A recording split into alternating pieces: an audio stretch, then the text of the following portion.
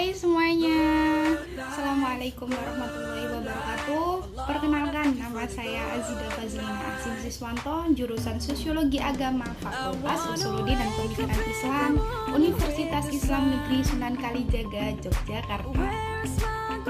Gimana nih harinya? Sedih, galau, atau biasa aja? Mending lupain dulu deh masalahnya. Sekarang dengerin cerita yuk di sini. Nah, di sini aku akan ceritain tentang persahabatan. Tentang persahabatan 7 orang laki-laki yang sedang menjalankan aktivitas mengabdi di sebuah pondok pesantren karena mereka sudah menuntaskan masa belajarnya mereka di pondok pesantren Amanatul Ummah. Nah, dari cerita ini sepertinya kita akan sedikit paham tentang apa itu kasih sayang. Kasih sayang itu dapatnya dari mana sih? Atau artinya persahabatan itu apa sih?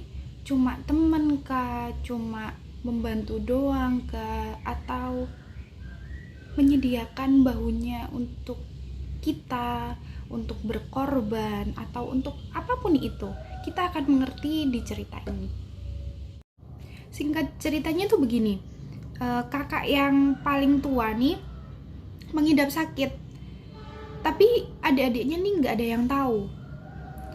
Tapi suatu malam tuh sehabis kegiatan, itu kan waktunya istirahat tuh. Nah, kakaknya ini diem-diem, kakak yang paling tua ini diem-diem minum obat. Ketahuan lah sama adik bontotnya, tapi adik bontotnya nggak ngomong ke siapa-siapa dan nggak tahu kalau kakak tertuanya itu nggak lihat kalau itu adik bontotnya gitu. Diem-diem lah. Besok paginya kok adik bontotnya kaget, kok dia pingsan, tiba-tiba pingsan di kamar mandi gitu loh. Semuanya gaduh, terus langsung dibawa lah ke rumah sakit kakaknya tuh. Ternyata kata dokter, kakaknya sakit kanker stadium akhir. Semuanya kalut, semuanya khawatir. Soalnya mereka pun jauh dari orang tua gitu kan. Mereka mau ngadu ke siapa gitu. Mereka nggak ingin jadi beban gitu kan. Akhirnya mereka menyemangati kakaknya. Kamu bisa, kamu pasti bisa sembuh gitu. Tapi dari cara mereka menyemangati itu, mereka tidak tahu kalau kakaknya nih udah gak kuat, kakaknya udah pengen nyerah, saking sakitnya, saking udah gak tahan gitu kan. Kebayang lah, sakit kanker udah disembunyiin selama 3 tahun, terus akhirnya dia harus istirahat. Emang bener-bener dia tuh harus istirahat, gak boleh ngapa-ngapain. Tapi dia juga di sisi lain dia juga ingin istirahat, dia ingin pergi, dia ingin pulang gitu kan. Sekitar 2 minggu atau 3 mingguan dirawat di rumah sakit nih kakaknya yang tertua. Semuanya udah mulai memikirkan, dia udah gak kuat lagi, dia udah harus pulang. Akhirnya berdiskusi dengan keluarganya bahwa ya wis, semuanya ikhlas kalau dia itu udah kembali ke Tuhan gitu kan. Akhirnya dokter melepas semua alat yang ada di tubuh kakak tertuanya ini, dan dia bisa istirahat dengan tenang gitu kan. Tapi adik yang bontot nih kan adik yang paling sayang ke kakaknya yang tertua nih, kakaknya yang pertama. Dia masih belum rela, katakan masih belum rela, sampai dia mengalami depresi selama 1 tahun, harus dirumahkan, harus dibimbing supaya dia itu tidak bablas lah, tidak kelewatan nanti depresinya gitu.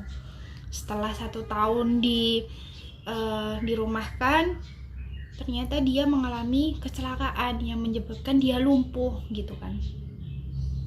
Sudah kayak gitu dia kayak nggak ada harapan, udahlah aku mau pulang, aku mau jemput kakakku gitu kan. Tapi semuanya menyemangati, enggak usah gitu. Kamu itu ini cuma ujian aja gitu loh. Dan kamu itu kuat gitu kan. Kakak-kakaknya itu juga kayak gitu. Sebenarnya kakak-kakaknya pun belum rela, tapi mereka tidak menunjukkan karena tahu kalau adik yang terakhir nih butuh penopang, butuh penyemangat gitu kan. Pada akhirnya sekitar 2 bulan 3 bulanan mereka terus menyemangati, terus mendampingi adik bungsunya ini. Adik bungsunya pun mulai bangkit, mulai iya ya, ternyata masih ada yang sayang sama aku. Udah, aku bener-bener ikhlas, aku bener-bener udah pasrah gitu kan. Itu udah jalannya gitu. Semenjak itu mereka udah bisa menjalani aktivitas seperti biasanya, meskipun adik yang bungsu ini masih dalam keadaan lumpuh.